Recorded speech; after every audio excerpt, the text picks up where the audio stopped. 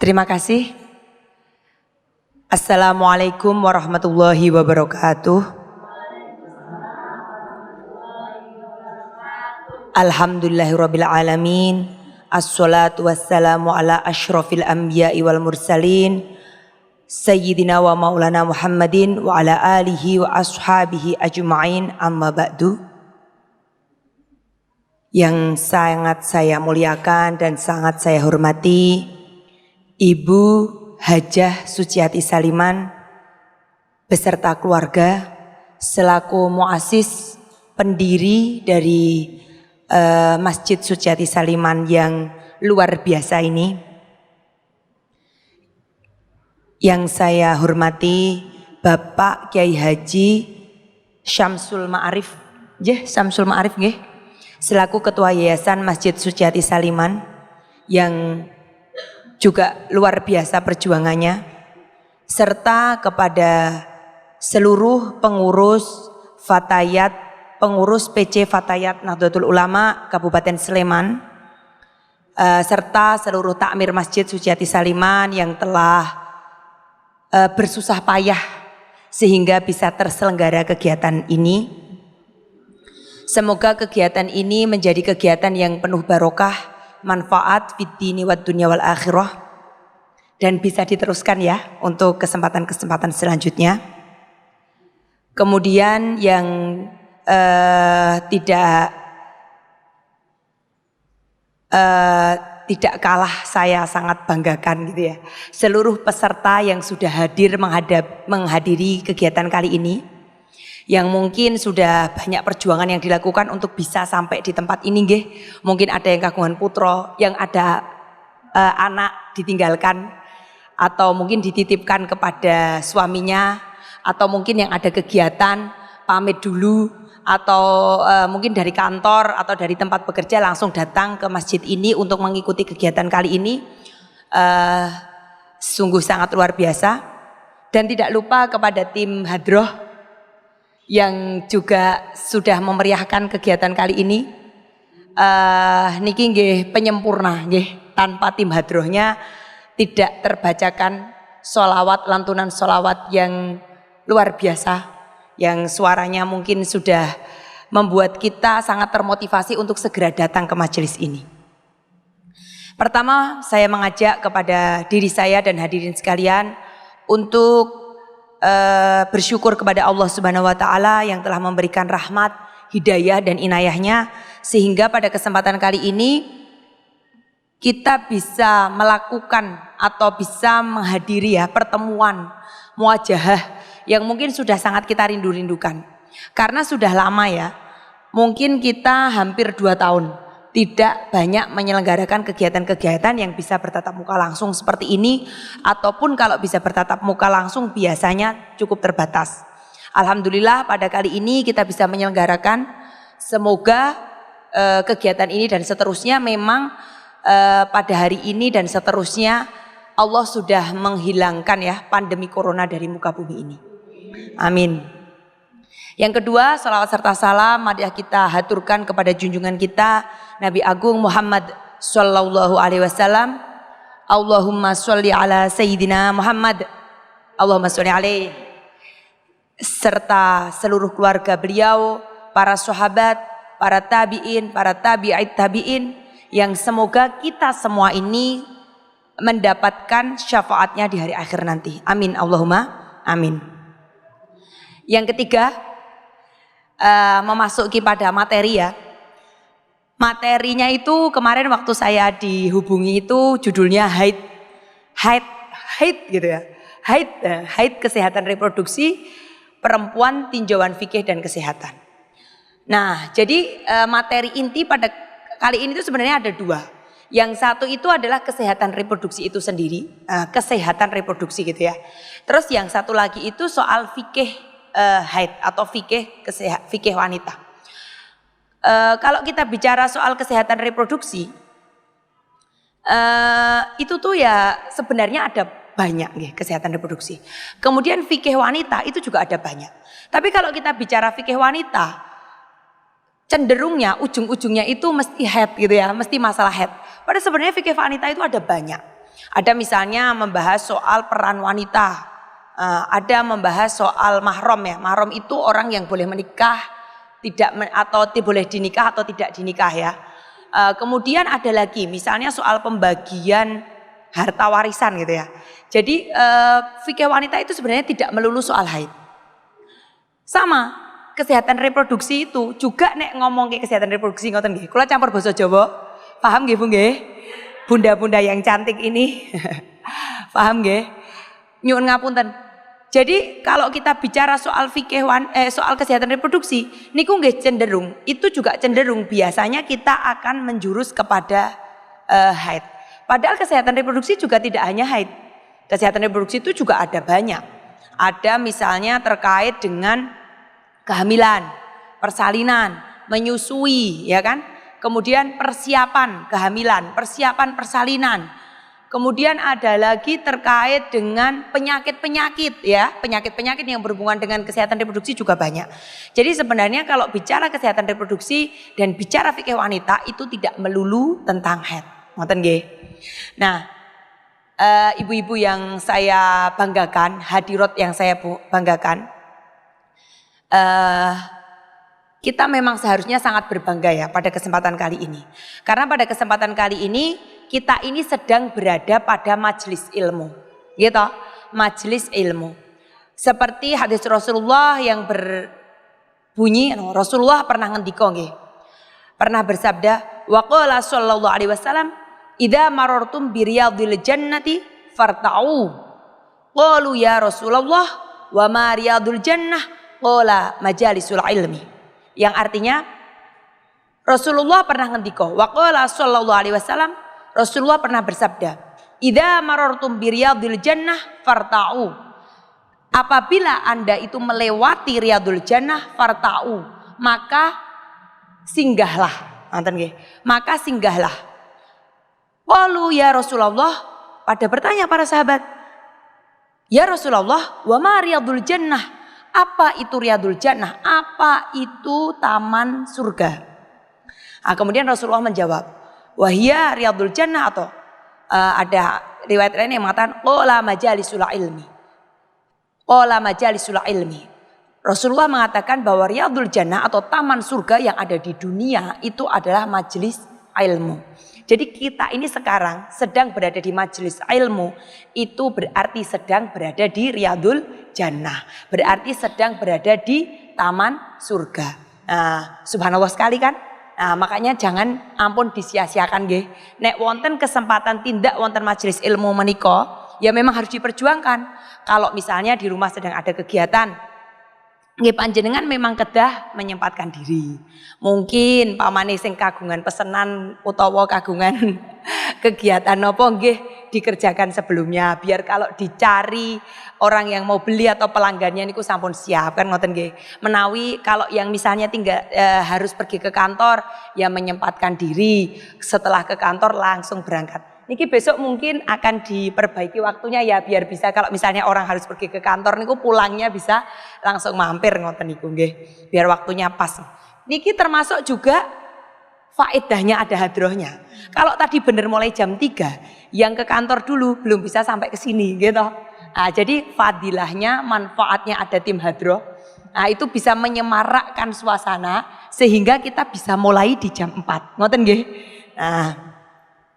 Nah, selanjutnya wa an Abi Hurairah wa an Abi Sa'id radhiyallahu anhuma qala Rasulullah sallallahu alaihi wasallam la yaqudu qaumun yadhkurunallaha illa khafathumul malaikah wa ghasyiyatuhumur rahmatu wa nazalat alaihimus sakinatu wa dzakarahumullahu fi man indah, rawahu Muslim.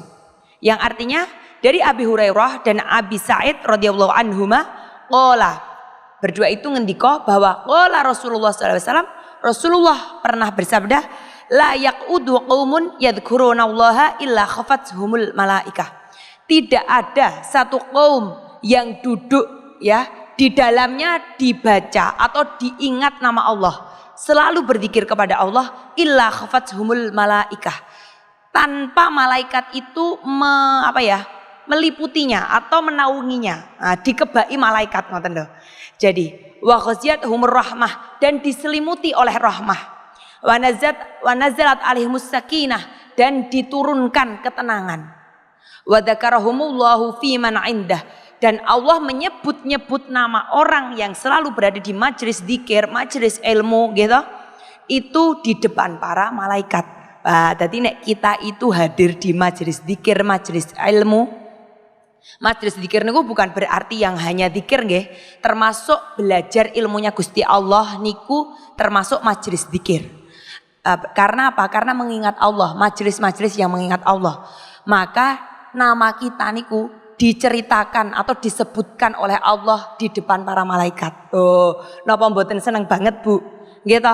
Apa tidak kita ini saking bangganya ketika kita hadir di majelis ilmu, ketika kita hadir di majelis zikir, maka nama kita itu sesungguhnya disebut-sebut atau diceritakan oleh Allah di depan para malaikat. Nah, kita memang sudah sepantasnya bersyukur ketika kita mendapat kesempatan gitu saged sinau sareng-sareng ngeten iki. Jadi teng mriki niku sinau sareng-sareng nggih Bu nggih. Mboten namung jenengan sinau saking kula sinau saking jenengan nggih saged. Nah, karena kula juga mempelajari motivasinya jenengan datang teng mriki. Motivasi Anda semua datang ke sini itu sudah memberi pelajaran bagi saya. Luar biasa panjenengan sedaya. Monggo mugi-mugi nggih kita selalu berdoa semoga kita diberi kekuatan untuk bisa menghadiri majelis-majelis ilmu di waktu yang akan datang.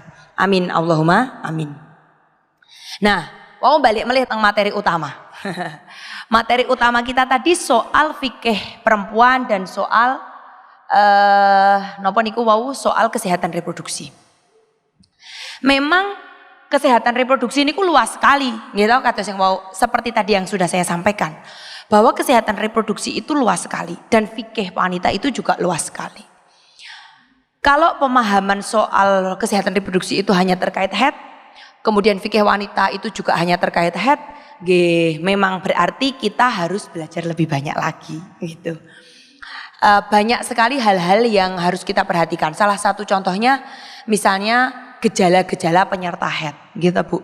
Gejala-gejala penyerta haid itu ada yang mungkin pusing-pusing, ada yang mungkin marah-marah ya. Istilahnya senggol bacok gitu ya. Nek nesu ora salah apa-apa dimarahi gitu ya. Kesenggol sedikit gitu ya, kesinggung sedikit marah ya kan. Nah, itu kalau mau haid. Nah, memang pemahaman terkait hal ini itu belum banyak. Penelitian di Indonesia, ini saya bukan bicara atas nama pendapat saya pribadi ya, saya baca di beberapa hasil penelitian, memang pemahaman terkait hal-hal yang menyertai haid itu untuk banyak kalangan itu belum paham. Kalau kita bicara di negara maju ya, di negara maju, bukan karena kalau saya bicara seperti ini bukan berarti saya tidak cinta negara Indonesia ya, saya sangat cinta negara Indonesia. Cuma ini kan bicara soal penelitian ya, jadi karena penelitiannya itu memang di luar negeri. Itu ada kalau anak lagi haid itu boleh tidak berangkat sekolah. Izin haid itu boleh, izin haid itu boleh. Kemudian kalau ujian itu juga boleh tidak mengerjakan. Jadi boleh tidak mengerjakan ujian pada waktu anak perempuan misalnya SMA atau SMP ngoten sedang haid, sudah di usianya. Karena berarti itu sudah menyadari bahwa memang haid itu ada hal-hal yang perlu diperhatikan terkait haid. Apabila kita bicara ayat di dalam Quran, A'udzubillahi minasyaitonirrajim, Bismillahirrahmanirrahim. Wa yas'alunaka 'anil mahid, qul huwa adzan fa'tazilun nisaa fil mahid wa la taqrabuhunna hatta yadhhurn fa idza tatahharna fa'tuhunna min haitsu amarakumullah innallaha yuhibbut tawwabina wa yuhibbul mutatahhirin. Nah, itu dalam Al-Quran dijelaskan bahwa wa yas'alunaka 'anil mahid, dan pada bertanya tentang haid, qul huwa ada, katakanlah bahwa haid itu piloro, nek basa Jawa niku piloro, sakit. Nah, itu emang kalau bahasa Jawa ya, kosakata bahasa Jawa dengan bahasa Indonesia itu lebih banyak bahasa Jawa ya. Di bahasa Jawa ada, kadang di bahasa Indonesia itu enggak ada. Contohnya nek tiba mak teplek gitu ya. Di bahasa Indonesiane napa? Apa? Enggak ada. Nek tibone gede mak gedebuk gitu ya. Bahasa Indonesiane napa? Enggak ada. Nah, Ini kalau di kitab itu ngaji bahasa Jawa. Kalau di kitab kan saya bacanya pakai bahasa Jawa nggih. Katakanlah nek haid kuwi ada piloro. Kalau terjemahannya menurut kesehatan gitu ya, tafsirnya piloro itu sakit, rasanya sakit tapi bukan penyakit. Ngoten. Iya mboten. Haid niku sakit kan? Ning kan mboten penyakit. Melahirkan niku sakit mboten Bu? Sakit, ning mboten penyakit toh? Ngoten niku lho. Niku sing namine piloro. Jadi sakit tapi bukan penyakit. Ngoten nggih. Fa'tazilun nisaa fil mahid, dan jauhilah wanita pada saat haid. Maksudnya jauhi ngeten niku mboten kok yuk didoi. Seolah-olah kalau perempuan sedang haid itu kayak najis apa-apa ngoten nggih. Mboten nek nyenggol tadi melu najis mboten. Jadi fa'tazilun nisaa fil mahid niku di sini artinya adalah kalau untuk perempuan yang sudah menikah ya. Jadi maksudnya nopo? Menjauhi, tidak boleh berhubungan badan, berhubungan suami istri. Wala taqrabuhunna hatta yadhurn, dan jangan didekati sampai mereka niku bersuci. Fa idza tatahharna fa'tuhunna min haitsu amarakumullah, dan apabila mereka itu sudah bersuci, datangilah mereka min haitsu amarakumullah, dari tempat yang sudah diperintahkan oleh Allah. Innallaha yuhibbut tawwabina wa yuhibbul mutatahhirin. Sesungguhnya Allah menyukai orang-orang yang bertaubat dan orang-orang yang bersuci. Maksudnya napa? Kok ujug-ujug kok innallaha yuhibbut tawwabina wa yuhibbul mutatahhirin ngoten nggih. Lah, kalau di kitab Risalatul Mahid dikatakan begini. Tiang niku orang itu kalau ya mudahnya ya kesimpulannya bahasa Indonesianya ngoten nggih Bu. Kalau sudah menikah, apa yang terjadi di kamar itu kan nggak ada yang tahu. Mudahnya ada yang tahu nggak Bu orang lain? Enggak kan? Nah, jadi bisa saja orang itu sudah menikah, tapi tidak terlepas dari dosa berhubungan badan. Sakit mboten? Bisa. Salah satu contohnya itu berhubungan badan pada waktu sedang haid. Nah, kan? Jadi orang sudah menikah itu bisa jadi ya kan kalau dia melanggar peraturan, yaitu dengan cara berhubungan badan pada saat haid. Karena ketentuannya berhubungan badan pada waktu haid itu tidak diperbolehkan. Kan ngoten. Nah, niki adalah penjelasan terkait dengan haid yang disebutkan dalam Al-Qur'an. Lah, oleh karena itu tadi saya jelaskan kembali lagi ke tadi, ternyata soal haid atau soal kajian kesehatan reproduksi itu tidak bisa hanya kita lihat dari sisi fikihnya tadi ya.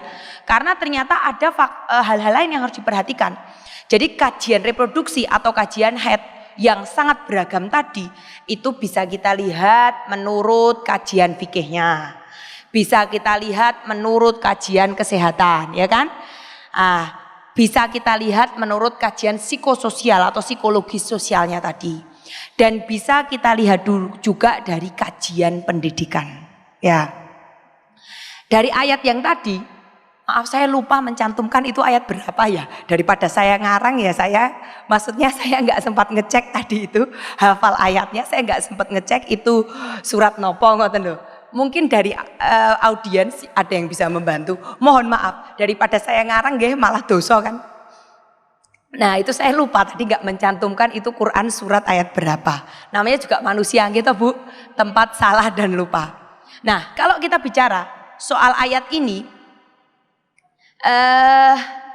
niku kan dikatakan kul huwa adza, itu penyakit, loro, sesuatu yang sakit. Sehingga sesuatu yang sakit itu bisa dilihat dari kajian kesehatan. Gitu. Kemudian ada aturan soal menjauhi istri atau tidak boleh berhubungan. Berarti niku kajian fikih, ya kan? Kemudian hatta yadhurn, sehingga mereka bersuci. Bersuci itu bisa kajian fikih, bisa juga kajian pendidikan. Maksudnya kajian pendidikan niku nopo? Lah kalau tidak diajari caranya bersuci, kan berarti tata cara bersuci, berarti kan pendidikan ya. Mungkin kalau yang udah tua-tua kayak kita ini tahu caranya bersuci. Tapi anak haid itu kan bisa dari umur 9 tahun, bisa dari anak 10 tahun. Berarti kan itu kajian pendidikan, ya kan? Terus tadi penerjemahan menjauhi wanita tadi. Ada yang menerjemahkan kalau menjauhi wanita itu bukan berhubungan badan, tapi nek wong wedok haid ki yo berarti ra entuk cedak-cedak, kon menyepi gitu ya, disuruh nyepi, nggak boleh ngumpul-ngumpul gitu kan, karena bau amis kali ya, atau karena apa gitu kan, mungkin. Berarti kan itu kajian psikososial, kajian sosialnya. Kemudian cap terhadap wanita yang haid gitu, ngoten nggih. Nah, itu artinya kajian terhadap haid atau reproduksi itu tidak hanya dikaji dari satu jenis atau satu sisi, tapi harus dari banyak sisi, dari 4 sisi. Nah, yang pertama, kalau kita mengkaji haid atau kajian reproduksi dari sisi fikih, manfaatnya nopo? Manfaatnya yang pertama itu ya tentu saja memahami haid dari sisi fikih, maka akan menjadi modal, akan jadi bekal untuk keabsahan dalam beribadah. Sah atau tidaknya kita dalam beribadah. Misalnya nggak tahu caranya bersuci atau nggak bisa ngitung ini saya haid atau bukan haid, kan jadi berimbas ke sahnya beribadah. Kemudian selain itu bisa untuk menghindari apa-apa yang diharamkan pada saat haid. Ngoten nggih. Bisa tahu tata cara bersuci. Ini sebenarnya satu kajian sendiri kalau mau belajar itu. Misalnya tata cara suci itu bisa 1 kali ngaji sendiri. Kalau mau detail bener-bener ya, airnya gimana, terus apalagi airnya gimana. Kok suaranya beda ya? Ternyata kalau mic-nya agak deket suaranya beda. Misalnya airnya gimana, misalnya apalagi? Misalnya tata caranya bagaimana memastikan sudah suci atau belum suci.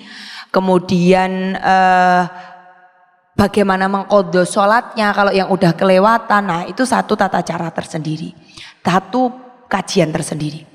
Kemudian kajian reproduksi atau kajian haid menurut kesehatan.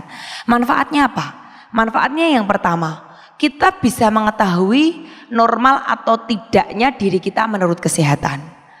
Bisa untuk persiapan menikah, bisa untuk persiapan kehamilan, bisa untuk persiapan melahirkan. Kemudian bisa untuk deteksi dini ya. Kita ini kalau misalnya kita ada masalah biar segera bisa diobati. Kemudian kajian haid atau reproduksi menurut psikososial. Itu kita bisa tahu efeknya pada produktivitas. Ya kalau haid itu kan ya rodok lemes-lemes gitu. Jenengan nek haid lemes mboten? Lemes kan? Lah nek lemes niku sakjatine kan memang haid niku terus kenging istirahat gitu Bu. Nggih mboten?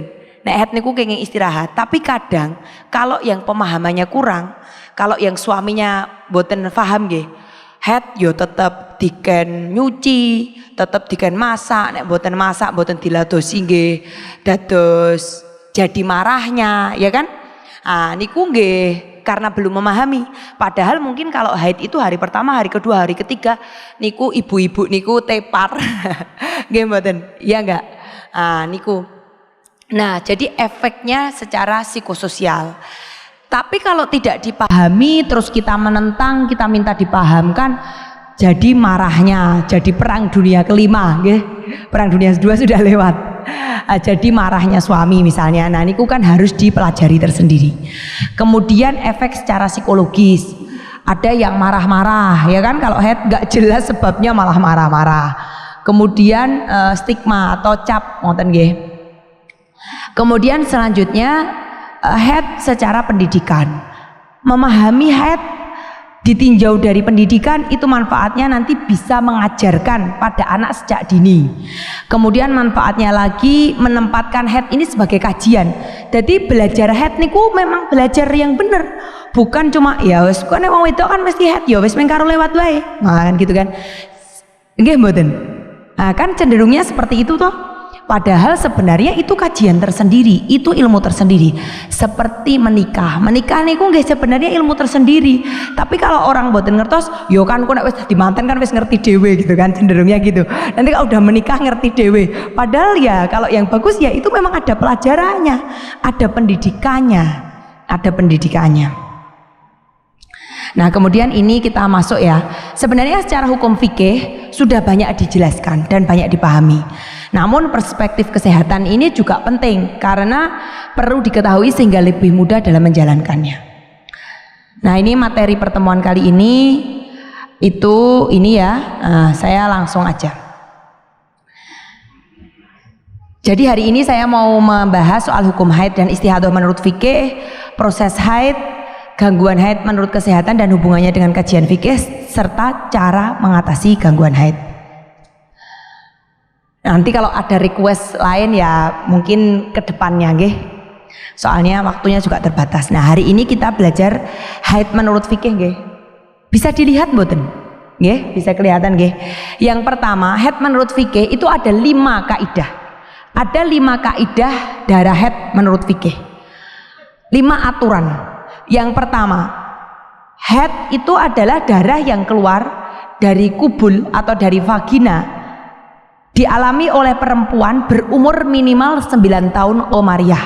Ngapunten nggih nek kula matur vagina utawa matur kubul. Lah masa kalau mau ngomong itu terus kali bahasanya beda kan lebih lucu, nanti nggak dipahami ya nggak? Ya nggak dipahami. Zaman dulu tuh ada cerita latihan. Ya pokoknya ngomongin reproduksi karena kulon itu basicnya bidan, saya itu basicnya bidan. Jadi kalau ngomong reproduksi mungkin sudah tanpa tedeng aling-aling ya. Kalau saya cerita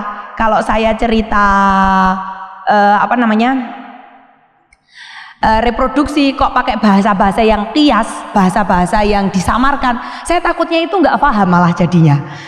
Dulu itu ada promosi atau cara mengajarkan menggunakan salah satu alat kontrasepsi yang seharusnya dipasang di alat kelamin, tapi dicontohkannya itu di jempol. Dan itu beneran akhirnya dipakainya itu di jempol. Lah niku karena merasa tabu kalau menyebutkan dipasang di alat kelamin ngoten lho. Nah, akhirnya bener dipasang di jempol, ya akhirnya tidak berhasil. Nggih toh, akhirnya tidak berhasil. Nah, niku kan kalau bicara reproduksi kan tidak boleh kita itu kias nggih. Kias itu menganalogkan atau menistilah-istilahkan gitu ya. Jadi akhirnya malah nanti nggak paham.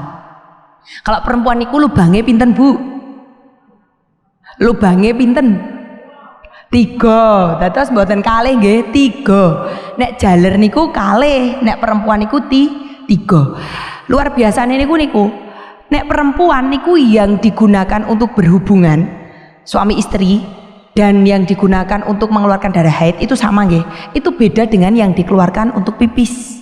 Niku tidak sama. Lubangnya itu berbeda. Kalau laki-laki kan sama nggih, pipis sama sperma sami niku, sama itu. Tapi jenengan jangan khawatir karena itu nggak mungkin keluar bersamaan. Nggak mungkin keluar bersamaan. Itu makanya hukumnya mani sama air kencing kan juga berbeda. Nah, itu ngoten niku. Kalau sama ya memang berbeda, ngoten. Kalau sama ya kena pipis. Itu beda. Nah, kalau perempuan itu haid itu adalah yang keluar dari kubul darah ya. Maaf itu kurang. Adalah darah yang keluar dari kubul vagina dialami oleh perempuan berumur 9 tahun qamariyah. Jadi 9 tahun qamariyah niku bulan hijriah. Jadi kalau bulan hijriah itu tahun hijriah itu selisihnya 11 hari, kurang lebih 11 hari dengan tahun Masehi. Dadi nek putrane jenengan atau sinten lah nggih ponakane napa murite atau muridnya itu yang umurnya 9 tahun itu berarti tidak harus genep 9 tahun Masehi karena bisa selisih 11 hari. Kalau selisih 11 hari dalam kali 9 tahun ya berarti kan sekitar 99 hari ya, taruh aja lah 99 hari ini nggih 3 bulan ngoten nggih Bu. 3 bulan berarti umurnya 9 tahun kurang 3 bulan, antara 9 tahun kurang 3 bulan 8 tahun 9 bulan. Nah itu haid itu keluar darah berarti itu sudah normal, sudah boleh ngoten nggih. Kalau keluarnya di umur di bawah itu ya berarti tidak, berarti niku mboten haid, itu ada hal yang lain. Kemudian yang kedua, kaidah yang kedua itu minimal berlangsung selama 24 jam. Haid itu minimal berlangsung selama 24 jam. Nek sek metu sak cerit nggih ditunggu ya sampai 24 jam. Apakah keluarnya itu 24 jam atau tidak? Jadi minimal sedikitnya haid itu 24 jam. Kemudian yang kedua, kaidah yang ketiga, tidak berlangsung lebih dari 15 hari. Tidak boleh darah itu keluar lebih dari 15 hari. Kalau lebih dari itu berarti bukan darah haid. Kemudian yang keempat, jarak minimal antara dua suci atau antara haid dengan haid itu juga 15 hari. Kalau kurang dari itu nggih berarti bukan darah haid karena ini minimal. Kemudian kaidah yang kelima, tidak didahului oleh persalinan dan juga oleh keguguran. Kalau didahului oleh persalinan atau keguguran namanya darah nifas ya, makanya itu ada yang diungu-ungu itu. Kalau tidak memenuhi kaidah kelima disebut darah nifas. Jadi kalau memenuhi yang keempat tadi kemudian didahului oleh persalinan atau keguguran berarti itu disebut dengan darah nifas. Kemudian kalau tidak memenuhi kelima kaidah di atas berarti disebut darah istihadhah atau darah penyakit nggih. Jadi bukan darah haid. Nah niku sekali lagi. Jadi kalau darah haid itu memenuhi berapa tadi? 5 kaidah. 5 kaidah itu apa? 1. Haid itu harus dialami oleh anak yang umurnya 9 tahun, riyah. Kalau Masehi ya berarti sekitar 8 tahun 9 bulan. Jadi kalau ada anak haid umur 9 tahun niku normal mboten? Normal tidak? Normal. Panjenengan Anda ini dulu haidnya umur berapa? 12. Kalau orang Indonesia ya, orang Indonesia itu rata-rata haidnya umur sekitar 12. Mulai haid pertama sekitar umur 12 ya, rata-rata umur 12. Lah, tapi kalau ada haid umur 9 tahun itu normal. Jadi kalau umur 9 tahun kok sudah haid itu normal. Jangan cah cilik kok haid. Karena Anda panjenengan iki ibu-ibu bunda-bunda yang sekarang bunda-bunda cantik ini dulu mudanya haidnya umur 12 misalnya ya, 12-13. Kalau sekarang jenengan ketemu anak umur 9 tahun kok haid gini ku normal karena memang normal. Mungkin ya memang kalau di beberapa negara itu berbeda, umur haidnya itu berbeda. Kalau di Indonesia itu memang rata-rata sekitar umur 12 tahun. Tapi kalau 9 tahun haid, 11 tahun haid, 10 tahun haid itu normal.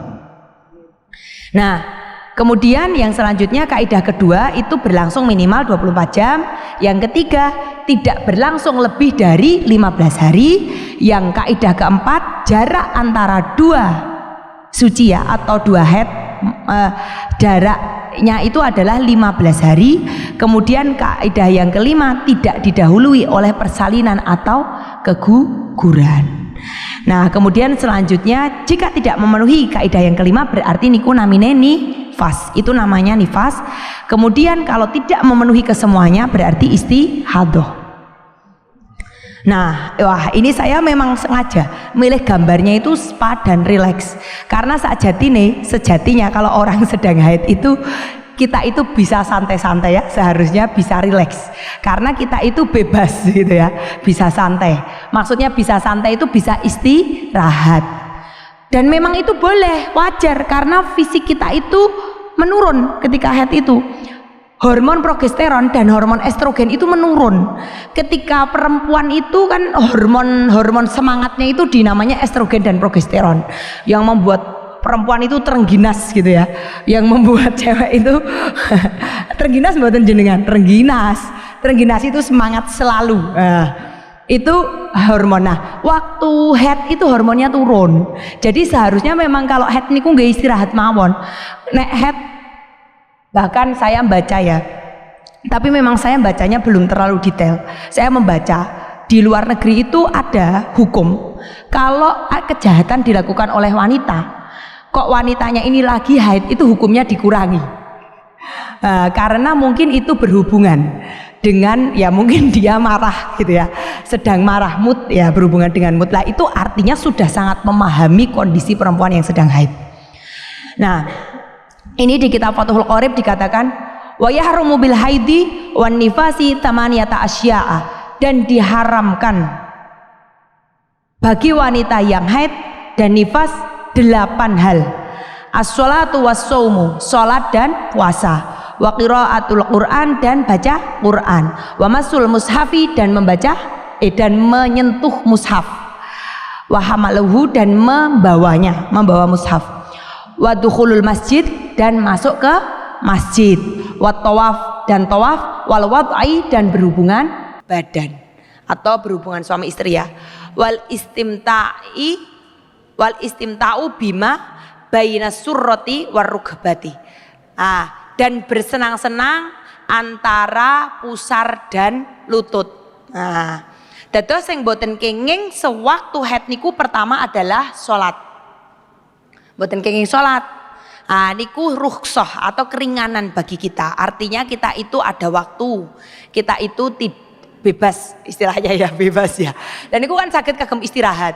Memang yo bukan itu saja, bukan hanya waktu istirahat, memang fisik kita juga turun. Jadi sudah wajar kalau kita itu butuh istirahat. Waktunya habis ya. Oh my god, waktunya habis. Tak cepetin. Kemudian puasa, membaca Al-Qur'an. Menyentuh dan membawa mushaf. Mushaf niku mushaf Al-Qur'an nggih.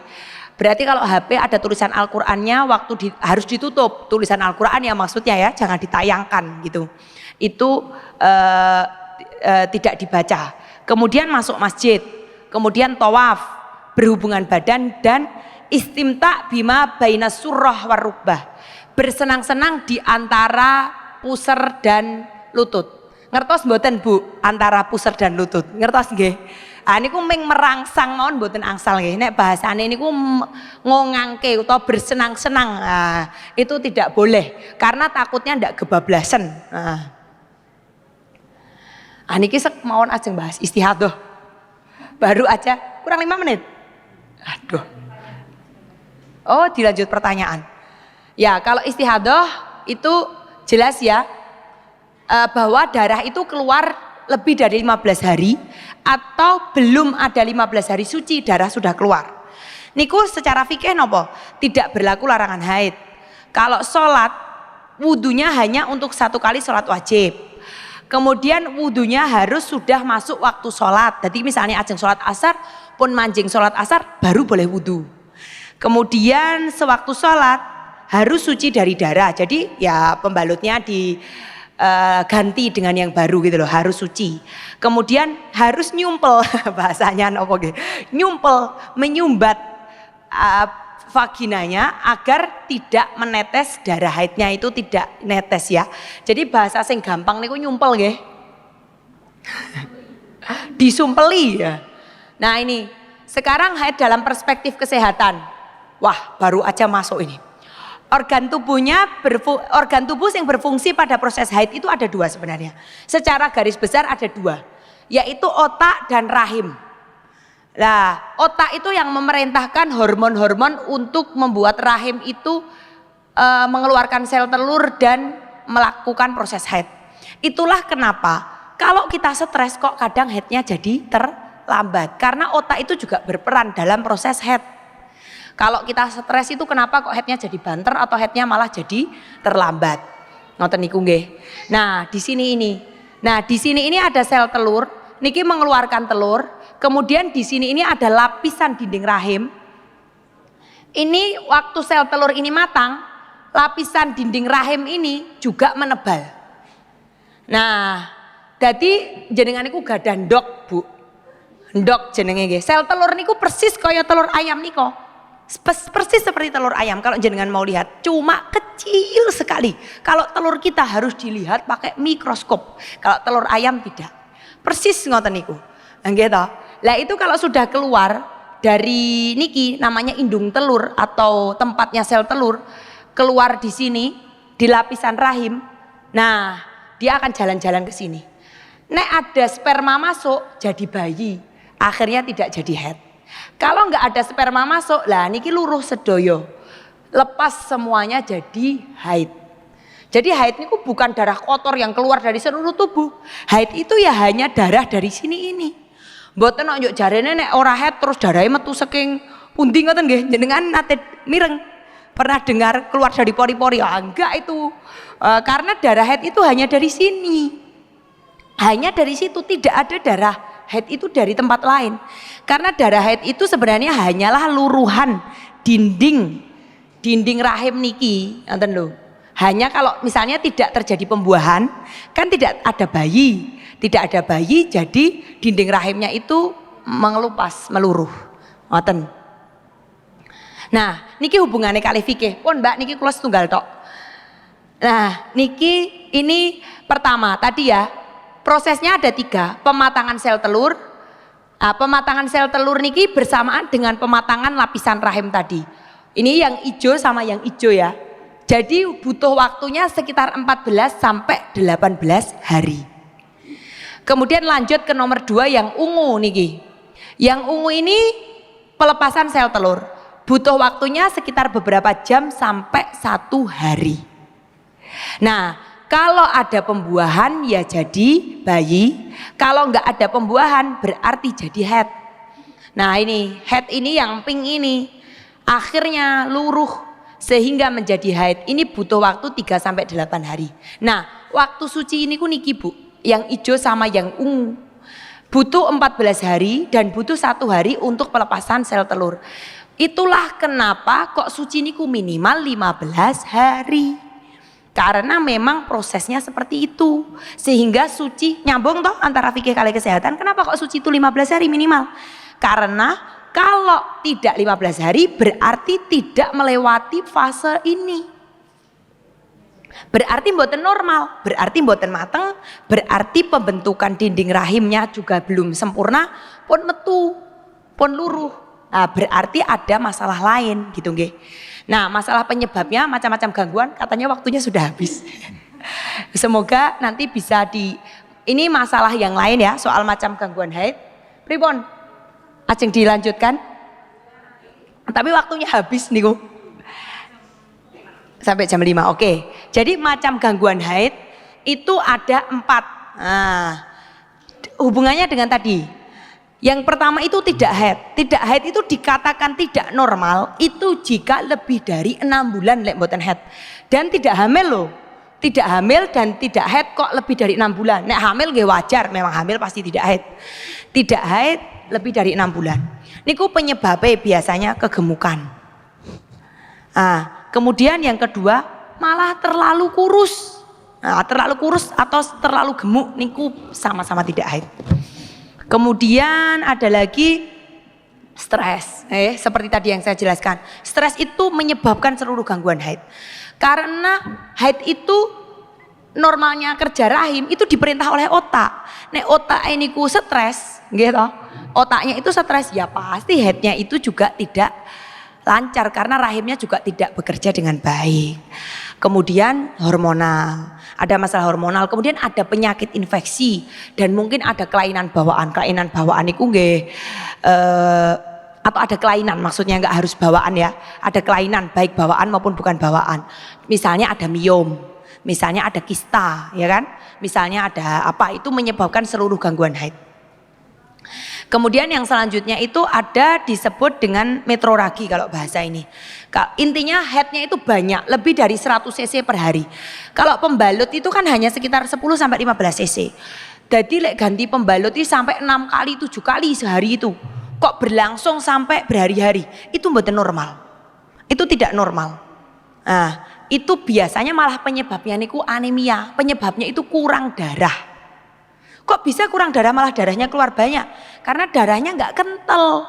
Jadi mau berhenti itu nggak bisa-bisa.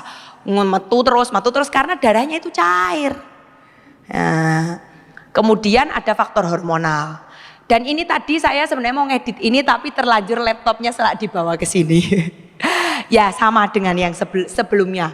Stres dan juga disebabkan oleh kelainan seperti kista atau miom. Kemudian haid yang banyak, keluar darah tidak di waktu haid. Kalau yang kuning ini Bu, namanya menorargia. Menor itu artinya berlebihan. Menor gitu. Menor itu artinya berlebihan.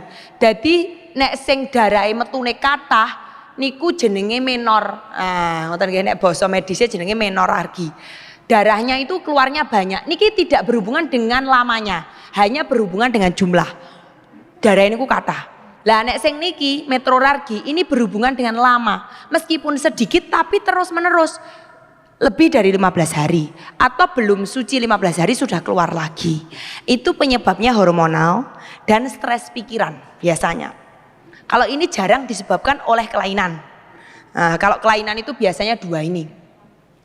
Kemudian yang ketiga itu kelainan siklus. Kelainan siklus itu bukan sekali-kali tapi terus menerus terjadi. Emang suci nopo jumlah hete ditambah sucine itu kurang dari 21 hari. Kalau menurut medis itu sudah bermasalah. Jadi sucinya 15 hari, headnya cuma 3 hari atau 4 hari selesai. Berarti kan siklusnya tidak ada 21. Nggih, tidak ada 21 itu masalah. Kenapa? Nah, ada persoalan kalau di situ. Atau lebih dari 35 hari. Dan itu siklus-siklus itu berarti terus-menerus terjadi, bukan hanya sekali-kali. Kalau yang ini, yang pink dan yang kuning ini nggih, itu biasanya cuma sekali-kali gitu loh, pas ada masalah gitu ya. Kalau ini itu lama. Kok head iki anu nggih, cepet banget gitu loh, head lagi gitu. Atau lama banget gak pernah head, memang seperti itu, panjang. Nah, mungkin itu sampai gangguan haid aja dulu nggih, karena waktunya terbatas. Semoga bisa nanti besok dibahas secara tersendiri ini soal penyerta menstruasi. Jadi ada gangguan penyerta menstruasi di luar haid, itu ada gangguan lain lagi. Yang itu sebenarnya juga termasuk piloro, termasuk sakit ketika haid. Ngoten. Semoga bermanfaat. Saya tutup dulu sebelum nanti ke pertanyaan ya. Saya tutup dulu, nanti enggak saya utang salam. Kalau langsung tanya itu nanti biasanya salamnya saya lupa. Billahi taufiq wal hidayah. Semoga bermanfaat bagi kita semua. Fiddini wa dunya wal akhirah. Wallahul muwaffiq ila aqwamit thoriq. Wassalamualaikum warahmatullahi wabarakatuh. Saya kembalikan kepada MC nggih. Terima kasih.